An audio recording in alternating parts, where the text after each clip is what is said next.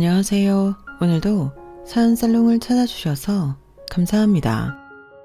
전 올해 47세 산전수전 공중전까지 다 겪어본 박혜숙이에요. 아직 반백살도 안 된 나이에 무슨 일을 겪었길래 선전포고하듯 말하나 궁금하실 것 같은데요. 돌이켜보면 저도 놀라워요. 다시 돌아가라고 한다면 그렇게 바보같이 살진 않을 거예요. 내 행복, 오로지 나를 위한 행복을 위해 살고 싶거든요. 그리고 기회가 된다면 사랑하는 아이를 위해서도 한번 살아보고 싶네요. 할 이야기가 너무 많아 주저리 제 마음부터 말하게 된 것 같아요. 지루하지 않게 빠르게 이야기 시작할게요. 전 20대 한창 풋풋할 때 대학보다 돈에 관심이 많았어요. 대학을 가는 이유조차 대기업, 더 돈 많이 주는 직장에 취직하는 게 목표라고 생각했거든요. 그래서 공부를 하고 더 높은 곳을 향해 가는 사람들을 보며 참 대단하다고 생각했죠. 전 공부랑 벽을 쌓은 스타일이었으니까요. 그렇다고 목표가 없었던 건 아니었어요. 대학 대신 내 가게를 차린다는 게 목표였죠. 그래서 고등학교 때부터 부지런히 아르바이트를 했고 20살이 지나서는 밤에도 일을 할 수 있으니 호프집에서 마감줄을 띠며 투잡까지 했답니다. 영효씨, 여기다 이렇게 컵 쌓아두면 안 돼요. 컵이 얇아서 자칫 잘못하면 와장창 깨진단 말이에요. 그럼 컵값 알바비에서 까여요. 아, 그래요? 몰랐어요. 그럼 어디다 둬야 해요? 여기 쟁반에 차례로 놓아야 해요. 쟁반 하나 다 차면 그 위에 쟁반 하나 다시 깔고요. 설거지 쌓여있는 것 같으면 홀 손님 봐서 없으면 싱크대 쪽 넘어와 설거지도 하셔야 하고요. 아, 네, 알겠습니다. 그때 만난 게 남편이었어요. 이름은 장영효. 저보다 6살 많은 28살이었죠.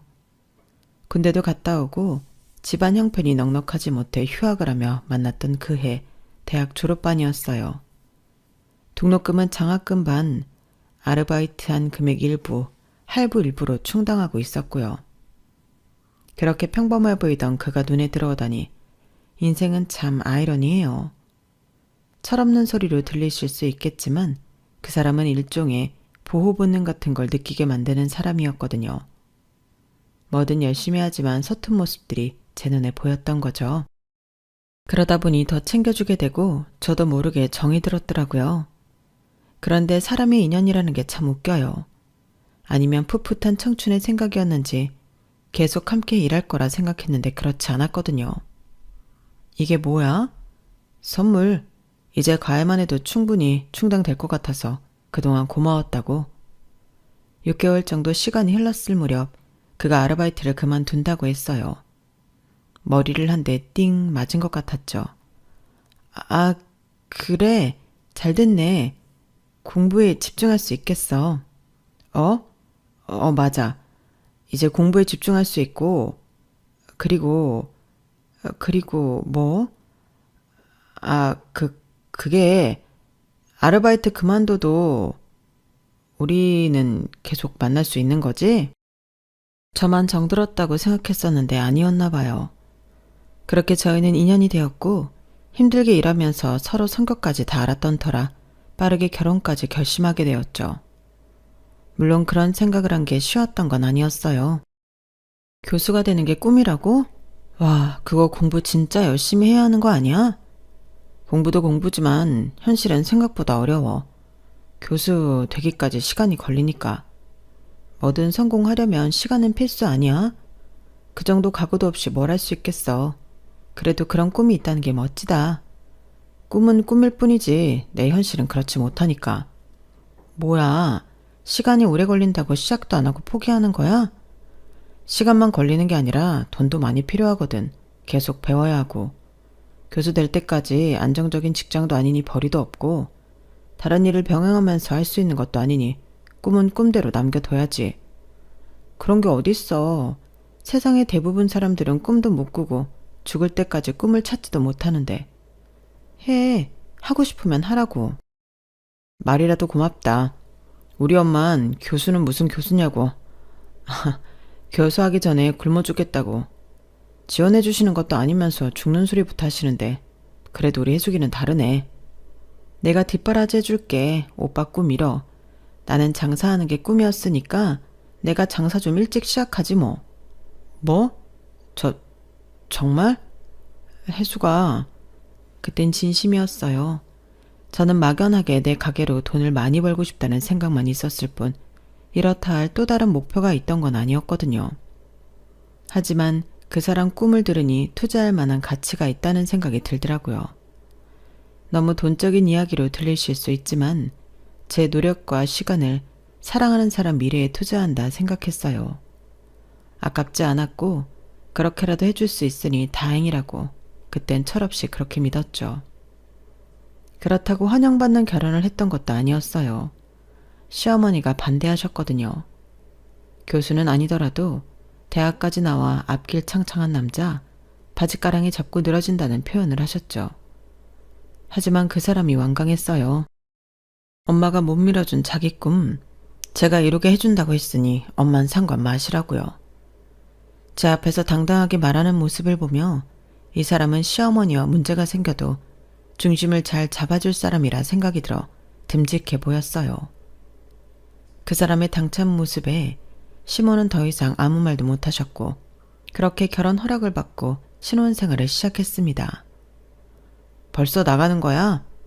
응, 지금 나가서 김밥 말아야 해. 아침에 출근하는 사람들한테 팔 수 있거든. 나 때문에 깼어? 더 자. 아침에 일어나면 가게 나와서 김밥 가지고 학교 가고. 알았지? 그럴게. 항상 고마워, 혜수가. 신혼집은 오피스텔로 가정 가구를 별도로 구매하지 않고 다이소에서 간단한 그릇 몇 개와 필요한 것들만 구입했어요. 그리고 저와 남편이 모았던 돈으로 유동 인구가 많은 역 앞 작은 가게를 얻었죠. 작아서 가게 안에 테이블은 딱 2개였지만 월세가 꽤 많았어요. 그만큼 잘하면 손에 안 볼 수 있다는 생각에 포장하기 쉬운 김밥을 메뉴로 택했죠. 계란 폭탄 김밥 10줄이요? 네, 1시간까지 해놓을게요. 제가 고심해서 만든 김밥은 계란이 반 이상을 차지하는 김밥이었어요.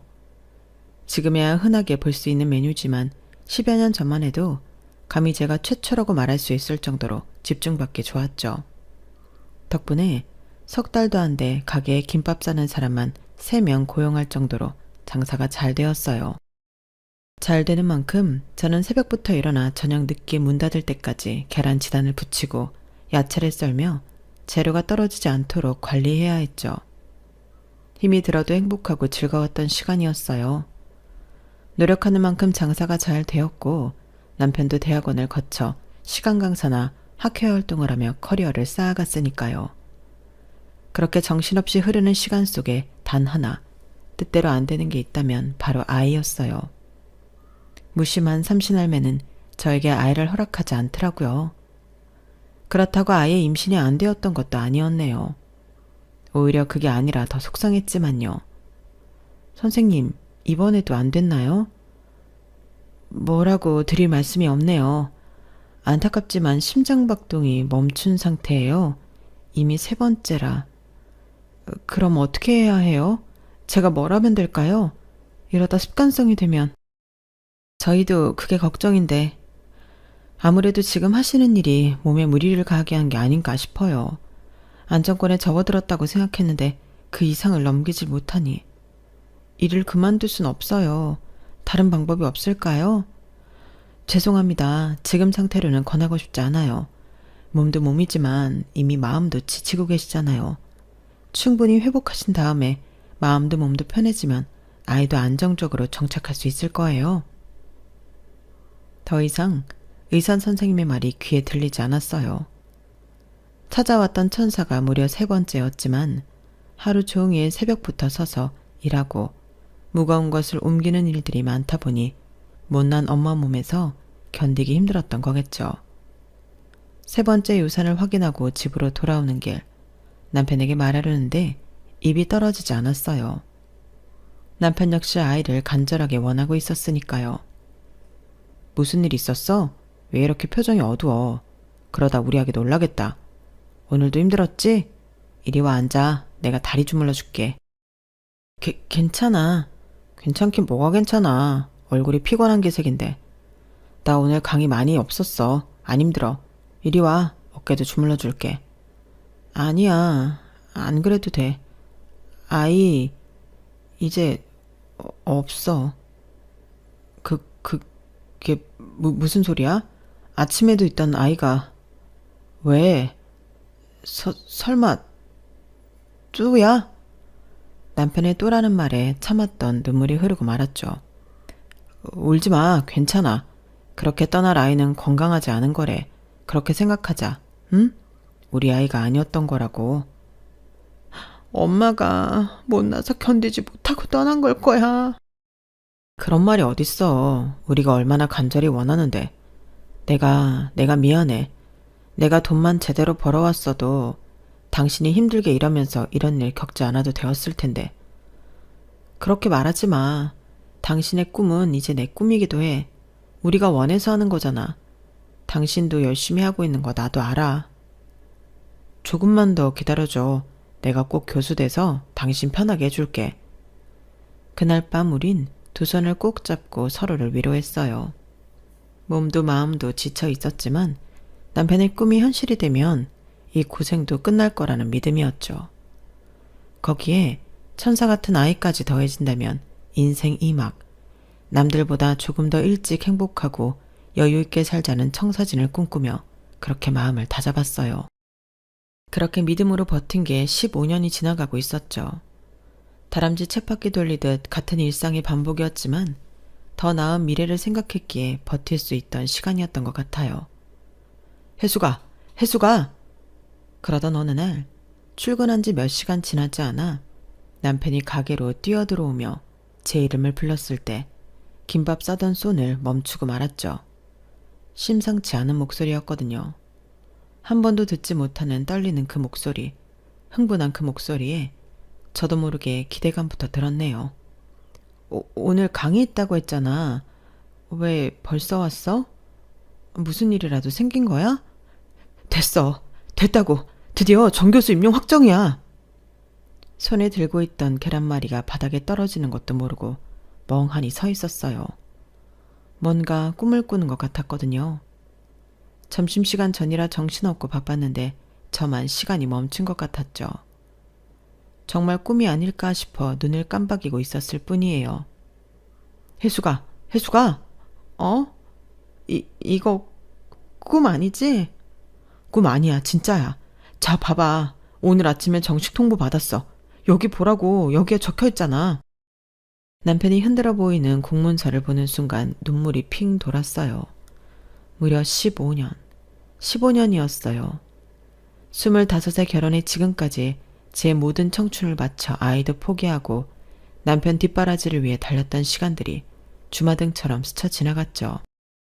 제 장사를 하고 싶었지만 남편 뒷바라지가 아니었다면 이렇게 일을 악착같이 물고 할 필요가 없었으니까요. 새벽 4시에 일어나 재료 손질하고 밤 10시에 문 닫을 때까지 쉴 틈 없이 달려온 모든 세월이 드디어 보상을 받는 것 같았습니다. 드디어 해냈어. 정말 해냈어. 그래, 우리가 진짜 해냈다고. 그래, 우리가 해냈어. 너 아니었으면 불가능했을 거야. 정말 고마워. 내가 앞으로 잘할게. 남편이 저를 꼭 끌어안으며 눈물을 흘렸어요. 주변에선 박수를 치며 저희를 축하해줬고요. 저도 참았던 눈물이 터져 나오더라고요. 그동안 얼마나 힘들었는지, 얼마나 간절했는지 모든 감정들이 한꺼번에 쏟아져 나온 거죠. 그날 밤 집에서 둘이 맥주 한 캔씩 따놓고 조용히 축배를 들었어요. 어때? 교수 마누라 된 거? 글쎄, 아직 실감이 안 나는데? 나도 내 눈에 아직도 넌 15년 전 그대로인데, 호프집에서 아르바이트하는 그때 그 모습 그대로인데 손은 거칠어지고 미안해. 뭐야 좋은 날. 왜 옛날 얘기가 나와? 이제 우리 앞으로 미래만 생각하자. 이제 뭐 하면 되지? 뭐 하긴. 이제 가게 정리하고 네 건강부터 챙기자. 아이 문제도 여유 있게 다시 도전해보고 스트레스 받지 말고 천천히. 가게? 잘 되고 있는데 사람 써서 운영하고 내가 잠깐만 나가면 되는 거지. 그만큼 했으면 됐어. 사람은 평생 할 일이 정해져 있대. 당신은 결혼하고 지금까지 평생 할 일 다 한 거야. 그러니까 이제 쉬고 몸만 생각해. 알았지? 그렇게 15년간 희생과 고생은 모두 끝났다고 믿었어요. 이제 정말 행복할 나날들만 남았다고요. 그런데 인생은 정말 뜻대로 되는 게 하나도 없었어요. 그렇게 원했던 아이가 머물지 못하고 떠났던 것처럼 남편 교수 만들겠다던 꿈도 저에게 머물지 못하는 꿈이었던 거였나 봐요. 기쁨도 오래가지 못했거든요. 다음날 평소처럼 김밥을 싸고 있었어요. 정리하고 쉬라는 말이 쉽지 장사가 잘 되고 있었고 아직 단골들에게 말하지 못해서 여전히 장사를 이어가고 있었거든요. 그런데 가게 문이 벌컥 열리는 거예요. 다급하게 들어오는 손님이 간간히 있었어도 이렇게 무리하다 싶을 정도로 문을 열고 오는 손님은 없었기에 무슨 일인가 싶어 고개를 들었더니 시어머니와 남편이 함께 들어오고 있더라고요. 시어머니 얼굴은 상기된 듯 무언가에 화가 난 것 같았어요. 처음 보는 표정이었는데 무슨 일이지 싶으면서 왠지 모를 불길한 예감이 들기 시작했죠. 어머니 오셨어요? 자기까지 이 시간에 웬일이야? 무슨 일이라도 있어? 시어머니는 제 인사는 귓등으로 듣지도 않으시더니 가게 안을 천천히 둘러보기 시작하셨죠. 마치 품평이라도 하는 듯 고개를 한껏 치켜들고 요리조리 둘러보셨어요. 주방 너머부터 김밥을 말고 있는 다른 직원들, 그리고 김밥 싸는 도마까지 빠짐없이 훑어보시더니 코웃음을 치시더라고요. 이게 뭐야 볼품 사납게. 순간 이게 무슨 소리지 싶었어요. 볼품 사납다니. 머릿속으로 되뇌어 보기도 했죠. 제가 김밥집을 연 게 하루 이틀도 아니니까요. 볼품 사납다뇨. 갑자기 무슨 말씀이세요? 그 볼품 사나운 걸로 영효씨 교수 뒷바라지까지 한 거 다 아시잖아요. 그러니까 말이다. 교수가 되었는데도 여전히 볼품 사납게 김밥이나 싸고 있으니 하는 말이다. 아, 아직 정리 안 해서 그러세요? 영효씨랑 이야기했어요. 당분간만이에요. 그래도 꽤 오래 해서 단골들도 있는데 어떻게 하루아침에 문을 닫아요. 그런 거라면 걱정 마세요. 누가 가게 정리하는 것 때문에 그러디? 가게 정리하고 없던 게 생기는 것도 아니고 나 원 참 남사스러워서. 네? 없던 거요? 뭐 필요한 거 있으세요? 자기야, 어머님 무슨 말씀하시는지 혹시 자기 알아? 나? 아니. 엄마가 뭐 하실 말씀이 있으신가 보지. 이래서 여자나 남자나 가방끈이 길어야 하는데 어디서 고졸 나부랭이가 집에 들어와선. 제가 영효 씨한테 부족하다는 말씀이세요? 못 알아먹으면 어떡하나 했는데 그래도 눈치는 있어 다행이네. 그럼 차고 넘치니? 부족할 건 또 뭐예요. 빈털털이 아무것도 없는 남자 교수까지 만들었으니 없고 다녀도 부족하죠. 안 그래 자기야? 뭐? 허드렛 일 하면서 돈 번 주제에 겸손하면 쥐꼬리만큼도 없이 기고만장하긴. 장사하는 사람 똥은 개도 안 먹어. 알아? 왜 안 먹겠어? 도움이 안 되니까 안 먹는 거야. 업고 다녀도 부족하지 않다고? 미쳤어? 우리 아들이 창피하게 널 업고 다니게. 교수 모임에 다들 한 자리 하는 마누라 데리고 올 텐데 가방끈도 짧아. 김밥 팔아서 몸에 기름 냄새가 진동을 해. 미쳤다고 너랑 같이 가겠니? 어머니, 말씀이 심하세요. 화장실 갈 때 마음 다르고 나올 때 마음 다르다더니 저 아니었으면 영효씨 고쓰는커녕 강사도 못했어요. 아니, 대학원 문턱에도 못 갔을 거라고요. 자기야, 왜 꿀먹은 벙어리처럼 입 다물고 있어. 나한테 고맙다며. 나 아니었으면 당신 꿈 이루지도 못했을 거라며. 어머니한테 당신이 좀 말해봐. 이게 말이 되는 거야? 아이고 남사스러워서 어디서 여자가 남편한테 큰 소리로 윽박 지르고. 남들 보기 창피하지 않나. 이래서 내가 반대했던 거야. 앞길 창창한 우리 아들 놔줄 생각은 안 하고 앞길 막을 생각만 하잖아. 거기까지가 네 역할이라는 건 생각도 안 해봤지? 사람이 다 자기 자리가 있는 법. 우리 영유가 어디가 모자라서 너 없으면 교수가 안 되었을 거라는 막말을 하는 거야 무식하게. 시간이야. 늦춰졌을지 몰라도 워낙 똑똑하고 교수가 딱이라 언제 돼도 됐을 거라고. 알고나 하는 소리야? 어머니, 자기야 계속 듣고만 있을 거야? 어? 아니, 뭐, 엄마가 틀린 말 한 건 아니니까. 뭐? 어머니가 틀린 말 하는 게 아니라고? 사실, 뭐, 다른 교수들 부인처럼 당신이 대학을 나왔거나 하다못해 유학을 다녀온 것도 아니고 품위가 떨어지긴 하잖아. 자, 잠깐. 그러니까 당신 지금 어머니 하시는 말씀 틀린 거 하나 없다고 내 앞에서 말하는 거야? 내가 지금 품위 떨어지는데 눈치 없이 당신 앞길 막고 있다고? 예, 다 틀어놓고 왜 자꾸 우리 아들 곤란하게 물고 늘어지니?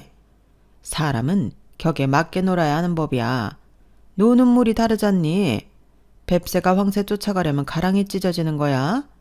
가랑이 찢어지게 애쓰지 말고 그만 우리 아들 놔줘라. 애도 없으니 헤어지긴 또 얼마나 쉬워. 하늘도 알았던 거야. 네 역할은 딱 거기까지라는 거. 눈치껏 빠져줬으면 얼마나 좋아. 꼴사납게 이런 말까지 하게 만들고.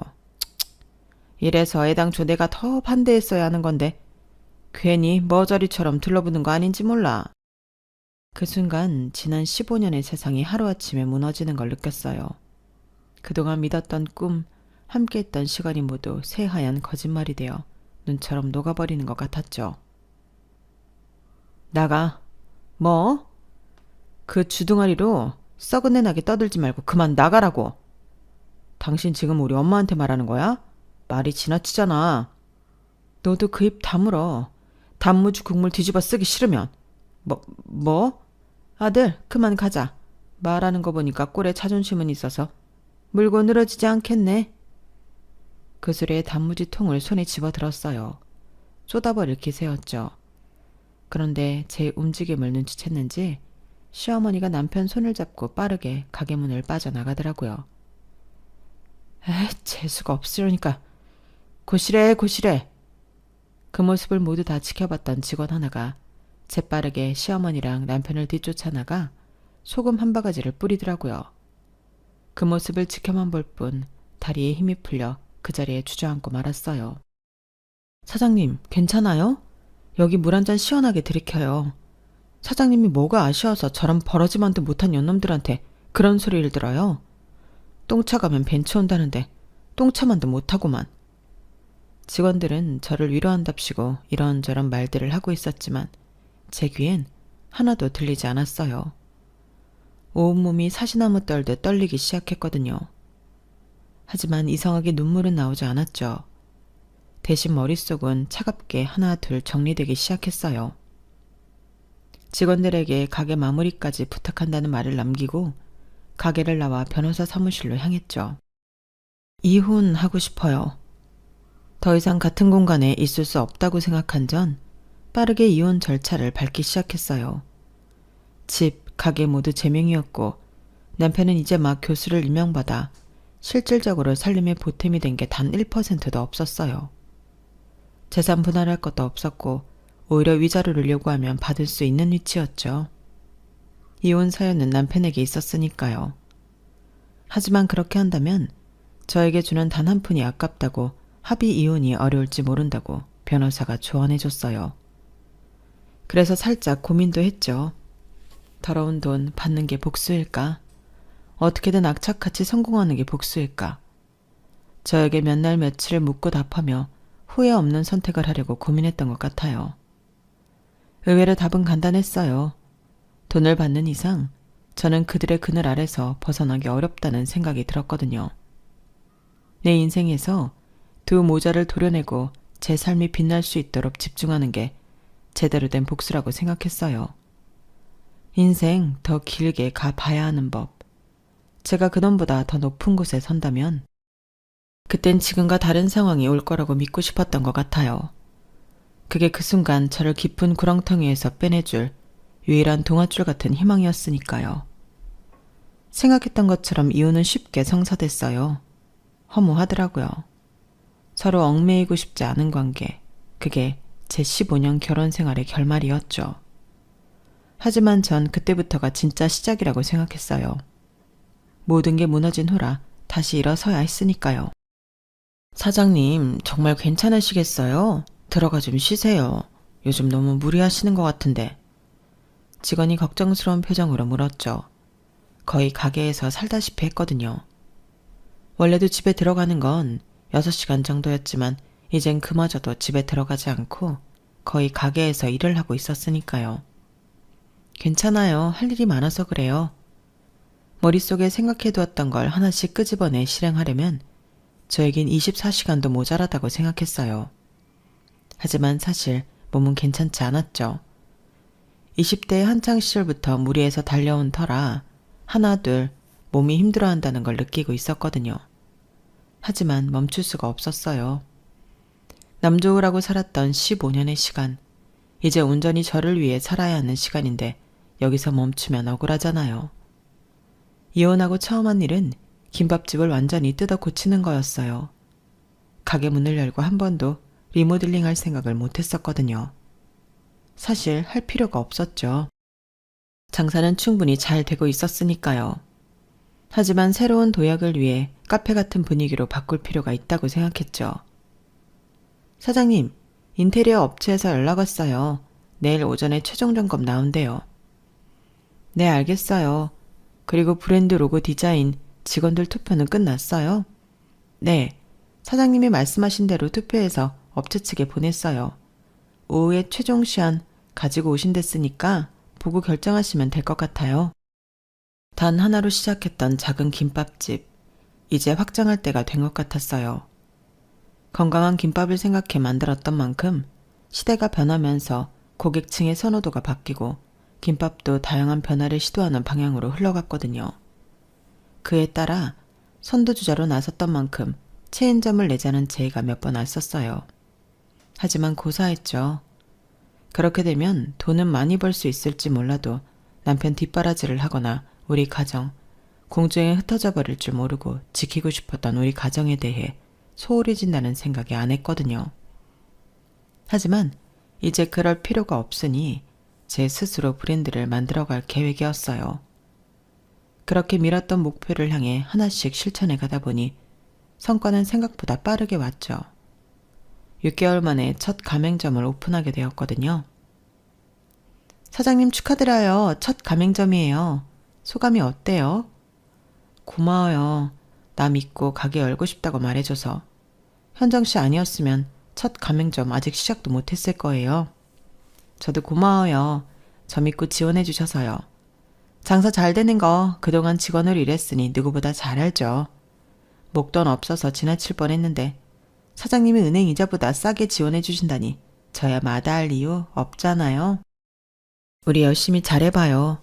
현정 씨 가게가 잘 되면 연달아 가맹점 문의도 들어올 거고 내가 혼자 운영하기 힘들면 현정 씨가 본사에 들어와서 일해줘야 해요. 알았죠? 다들 무모하다고 했죠. 누군가의 도움 없이 해내지 못할 거라고요. 무엇보다 체인이 많은데 김밥집 체인 또 누가 하냐는 말들도 있었지만 저는 확신했어요.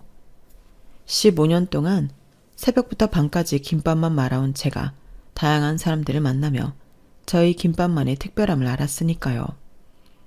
보완해 새로운 메뉴도 개발했으니 충분히 승산이 있다고 말이에요. 그렇게 2년 만에 가맹점 20개를 돌파했어요. 속도는 생각보다 느렸지만 꾸준히 문의가 들어왔고 저와 함께 일하며 합을 맞춰가는 과정을 꼭 지켰어요. 적어도 50개를 오픈할 때까지는 초심과 동일한 마음을 가진 사장님들이 오래도록 함께 했으면 하는 바람이 있었으니까요. 그렇게 시간이 흐르다 보니 유튜브 창업 관련 채널에서 방송 출연 제의도 받게 되더라고요. 진심이요. 김밥 하나하나에 정성을 담거든요. 내 가족, 내가 먹을 거라고 생각하면서요. 그리고 또 하나, 절대 포기하지 않는 거요. 그렇게 하나씩 잃어가면서 제 자존심도 회복되기 시작했어요. 오롯이 저 하나의 성과를 보고 사람들이 대단하다 이야기해주고 제 김밥을 좋아하는 사람들이 전국에 퍼지기 시작하니 제 생각이 틀리지 않았다는 걸 증명하는 과정에서 제 마음도 채워지기 시작했던 거죠. 그쯤 돼선 복수에 대한 느낌도 희미해지는 것 같았어요. 처음엔 복수 때문이었는데 제가 성공한다는 느낌을 받으며 승승장구하자 마음 한구석에 조금 남아있긴 했지만 처음 그때처럼 이를 갈 정도는 아니더라고요. 사람 감정이 참 신기하다 생각했어요. 이럴 줄 알았다면 남편 꿈 하나만 쫓는 게 아니라 내 꿈도 같이 쫓는 건데 그랬으면 달라졌을까 하는 가보지 못한 미래에 대한 궁금증도 생기기도 했었네요. 그렇게 복수도 희미해질 무렵 식약청 인증까지 받으며 간편식 유통업에도 발을 넓히기 시작했어요. 체인점 하나로는 부족하다고 느껴서 다양하게 영역을 넓히고 싶었거든요. 사장님, 학교 급식이랑 회사 구내식당 문의 들어왔어요. 가슴이 두근거리기 시작했죠. 김밥에서 시작했지만 하나의 브랜드로 요식업계 영역을 넓혀가고 싶다는 제 생각이 조금씩 반응 오고 있었으니까요. 4년차에는 유튜브 채널도 시작했었어요. 물론 지금은 구독자가 많이 들지 않아 깊은 잠을 자고 있지만 저의 이야기와 김밥 레시피를 공유하는 등 일상을 남기고 싶어 다양한 시도를 하기도 했었죠. 그렇게 5년이 되었을 때 드디어 가맹점 100개를 돌파했어요. 더디지만 앞만 보고 달려가니 결국 해냈다는 그 기쁨이 지금도 생생하게 기억나네요. 사장님, 드디어 해냈어요. 100호점이에요. 축하드려요. 모두 수고 많았어요. 여러분이 아니었다면 저 혼자 해내기 어려웠을 거예요. 초창기부터 저 믿고 따라와줘서 정말 고마워요. 아시죠? 제 꿈.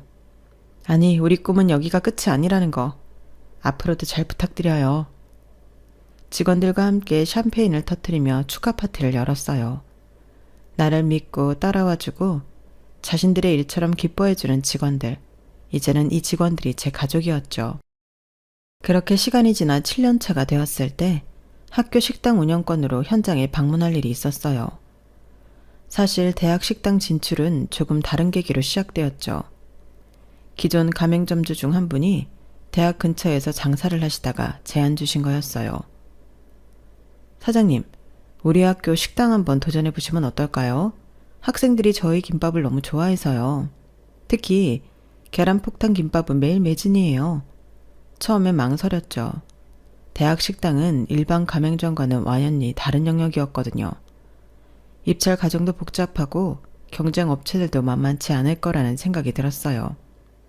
대학 식당이요? 그거 복잡하지 않나요? 입찰도 있고 대기업들이랑 경쟁해야 하는 거 아니에요? 맞아요. 하지만 요즘은 학생들 입맛이 많이 바뀌었어요. 획일적인 학식보다는 건강하면서도 맛있고 가격도 합리적인 음식을 원하거든요. 저희 김밥이 딱 그런 컨셉이잖아요.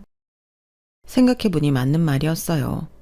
요즘 학생들은 단순히 배만 채우는 게 아니라 좀 더 트렌디하고 건강한 음식을 선호했거든요. 게다가 우리 김밥은 신선한 재료로 매일 만들고 가격도 합리적이었으니까 해보는 것도 나쁘지 않다고 생각했어요. 되면 좋고 안 되면 말고라는 생각도 솔직히 조금 있었지만요. 첫 번째 도전한 대학이 땡땡대학교였어요. 실제 입찰에 참가했을 땐 안 되면 말지라는 생각 없이 간절하게 되고 싶다는 마음뿐이더라고요. 사람 마음 참 간사하다고 생각했네요.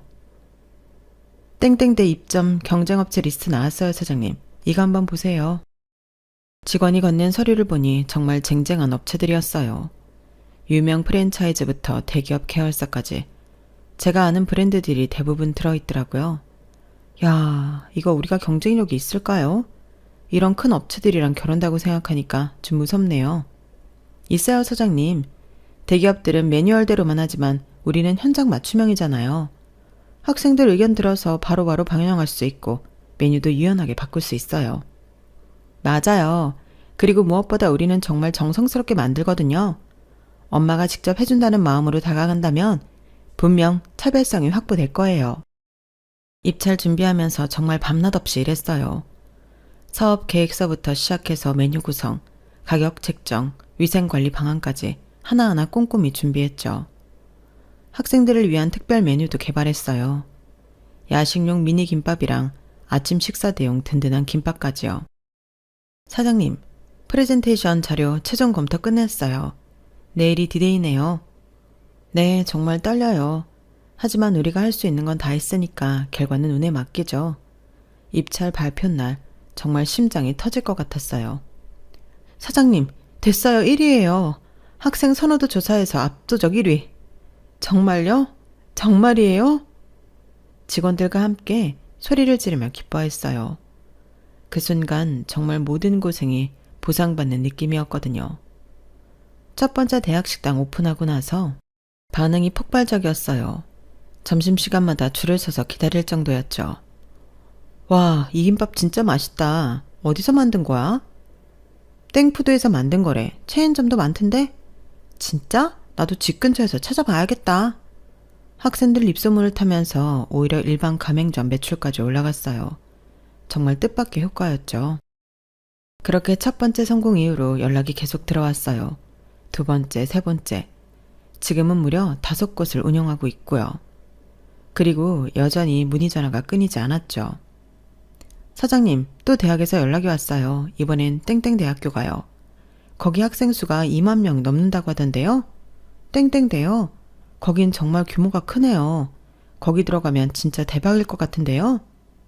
네, 그런데 경쟁도 치열할 것 같아요.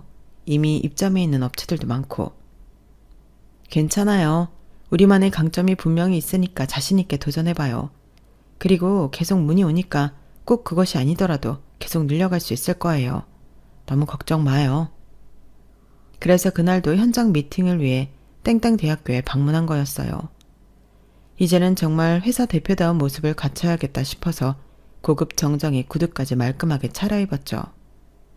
회사에서 새로 장만한 승용차를 타고 당당하게 캠퍼스 정문을 통과했어요. 캠퍼스를 걸으면서도 감회가 새롭더라고요. 예전에는 김밥집 사장이라고 무시당했는데 이제는 학교에서 먼저 모셔가는 입장이 된 거잖아요. 어렴풋이 옛날 일이 생각이 나며 피식 웃음이 났어요. 다 잊었다고 생각했는데 이젠 상관없다 생각했는데 아직 마음속엔 응어리가 남아있었던 거죠. 땡푸드 대표님, 직접 와주셔서 정말 감사합니다. 저희가 대표님 브랜드 정말 많이 들어봤어요. 학교 학생처장님이 직접 나와서 반갑게 맞아주셨어요. 감사합니다. 학생들에게 건강하고 맛있는 음식 제공할 수 있는 기회를 주셔서 저희도 정말 기뻐요. 요즘 학생들이 먹거리에 대한 요구 수준이 정말 높아졌어요. 단순히 싸기만 해서는 안 되고 맛도 좋고 건강해야 하거든요.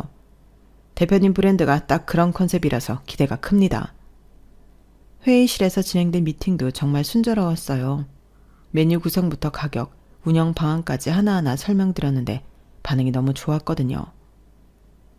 학생들 설문조사 결과도 나왔는데요. 압도적으로 대표님 브랜드를 원하더라고요. 특히 계란폭탄 김밥이 인기가 정말 높았지만 지금 밀고 계신 시그니처 김밥도 인기고요. 감사합니다. 저희가 정말 정성스럽게 만들거든요. 하나하나 손으로 직접 만들어서 맛이 다를 수밖에 없어요. 미팅을 마치고 나오는데 정말 기분이 좋았어요. 또 하나의 선곡이 눈앞에 보이는 것 같았거든요. 캠퍼스를 걸으며 주차장으로 향하는데 갑자기 누군가 제 이름을 부르더군요. 해숙이? 그 목소리가 너무 익숙해서 돌아봤는데 남편이었어요. 아니, 전 남편이라고 해야겠죠. 그런데 뭔가 이상했어요.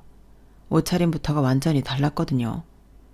예전에 보던 말끔한 교수 차림이 아니라 10년 전쯤 사주었던 점퍼에 운동화를 신고 있었어요.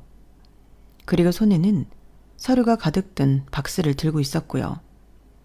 누구세요? 정말 모르는 사람 보듯이 대답했어요. 순간적으로 나온 말이었지만 진심이었죠. 정말 저와는 상관없는 사람 같았거든요. 나야, 영효. 왜 이래? 그때 마음 상한 거 아직까지 남아있는 거야? 그런가 보네, 모른 척할 정도면. 목소리가 떨리고 있었어요.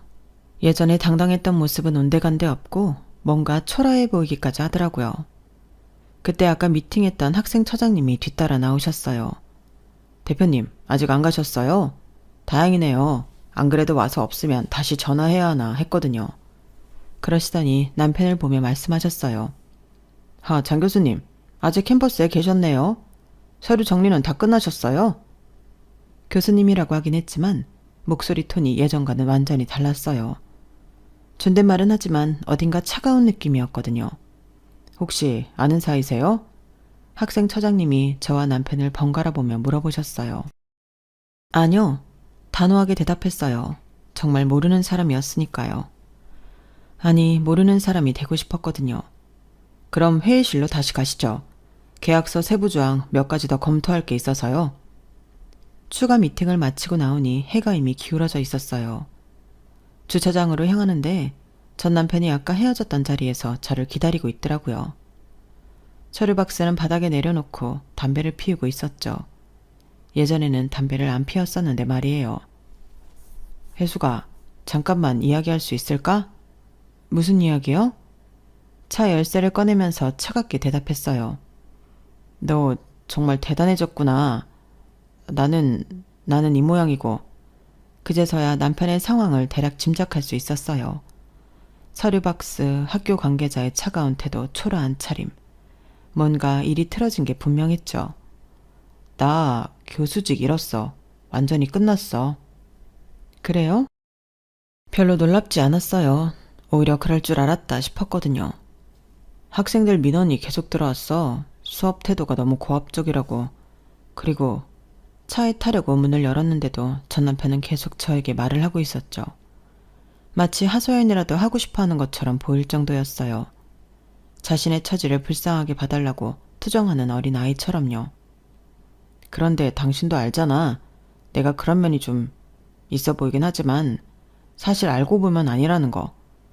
솔직히 다른 교수들도 다 그렇게 하는데 나만 문제 삼는 거야, 나만.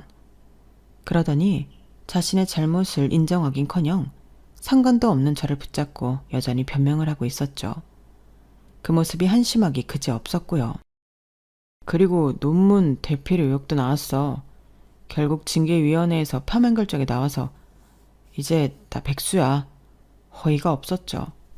저 아니었어도 교수 되었을 거라는 그 위인이 결국 논문 유죄로 모든 게 허사가 되었을 거니까요. 교수는커녕 유지조차 못하는 그릇이 그만한 사람이었던 거죠. 근데 그것도 억울해. 대학원생들이 도와준 건 맞지만 그게 뭐가 문제야? 다른 교수들도 다 그렇게 하는데. 그리고 내가 그것까지 일일이 어떻게 확인해? 솔직히 나를 그만두게 할 심산으로 대학원생들과 짠 거야. 그렇지 않고서야 이렇게 일이 굴러가겠냐고. 안 그래? 또 변명이었어요. 들으면 들을수록 한심했더라고요. 어떤 대학에서도 나를 받아주지 않아. 소문이 다 퍼져서. 혜수가, 나 정말 바보였어. 너 같은 사람을 의식하니. 갑자기 분위기를 바꾸려는 게 눈에 보이더라고요. 그리고 그 소리를 듣고 있던 제 자신도 한심해지려는 찰나였죠. 그래서 차에 타 문을 닫으려는데 차 문을 손으로 잡더라고요.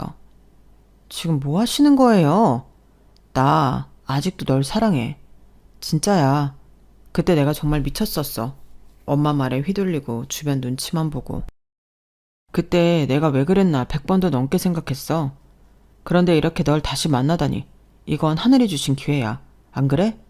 네가 어떻게 이렇게 잘 나가게 되었는지 모르지만 분명 김밥집 할 때처럼 뭐든 열심히 했겠지. 그렇지? 난 당신 성실한 거 정말 존경해.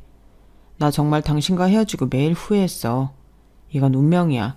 우리 다시 시작하자. 어? 순간 웃음이 나왔어요. 진짜 어이없어서요. 잘 나갈 때는 저를 차버리더니 자기가 망하니까 이제 와서 다시 시작하자고요? 7년 전에 나한테 뭐라고 하셨는지 기억 안 나시나 봐요? 그땐 내가 그러고 싶은 게 아니었어. 알잖아, 우리 엄마 성격. 등살에 못 이겨 그랬던 거야. 내 진짜 마음은 아니야. 난 항상 당신한테 고마워했다고. 알잖아. 알죠. 나한테 그렇게 말해놓고 사람들 많은 데서 어머니 편들며 내가 창피하다고 했던 거 다 기억해요.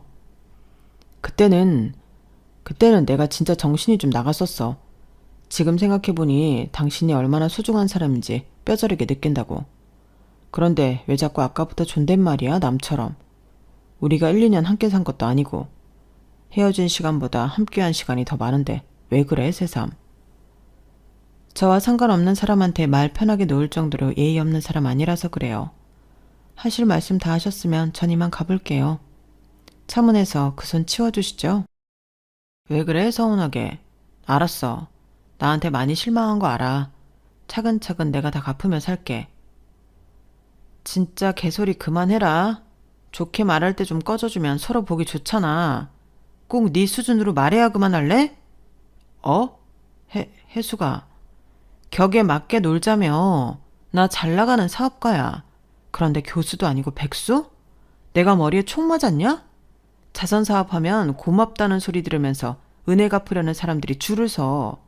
그런데 넌 어땠는지 잊었어? 은혜 똥구멍으로 말아먹어 입으로 똥 싸면서 나보고 꺼져달라며? 그래놓고 잘해보자고? 양심이 없으면 눈치라도 있어라. 그러니까 교수 자리도 유지 못하고 잘리지. 좋은 말 할 때 손 치워라. 안 치우면 손 찌어도 난 모른다. 그렇게 말하고 문을 강하게 당기니 쫄보 전 남편 손을 재빨리 빼더라고요. 그때 마지막 남았던 작은 응어리까지 다 풀어지는 느낌이 들었어요. 내가 저런 등신 뭐가 좋다고 그 세월을 고생했나 싶으면서도 그 시간이 있었기에 지금의 성공도 있었구나 싶은 복잡한 마음이 결국 저 하나로 결론짓는 느낌이었거든요. 운전하면서 백미러로 마지막 모습을 봤어요. 서류 상자를 든 채 그 자리에 멍하니 서 있는 전 남편의 모습을요. 예전에는 당당했던 그 어깨가 이제는 축 처져 있었죠. 차를 몰고 캠퍼스를 빠져나오면서도 기분이 이상했어요. 복수에 성공했다는 쾌감보다는 그냥 왠지 모를 허무함이 더 크게 느껴지기도 했죠. 집에 돌아와서도 오랫동안 잠이 오지 않았어요. 복수가 이렇게 허무할 줄은 몰랐거든요. 분명히 속이 시원할 거라고 생각했는데 실제로는 그냥 생각보다 아무렇지 않았어요. 아, 그래. 이제 그 사람은 정말 제 인생에 아무런 영향을 줄 수 없는 존재구나. 작은 먼지 같은 존재. 바람만 불어도 날아갈 정도로 가벼운 존재. 오히려 감사했어요. 그때 그렇게 매정하게 차버려줘서요. 덕분에 진짜 제 인생을 살 수 있게 되었으니까요. 전 이제 더 큰 꿈을 향해 달려가고 있어요. 차근차근 해나가면 분명 이룰 수 있다는 확신이 생겼어요. 제 인생 앞으로 꽃길만 있을 거라고 응원해 주세요. 제 사연은 여기까지입니다. 여러분들의 앞길도 완연한 꽃길이길 바랍니다. 건강하세요. 여러분, 사연 댓글에 응원과 현명한 조언 부탁드려요. 좋아요와 구독은 저에게 큰 힘이 됩니다. 오늘도 좋은 일 가득하세요.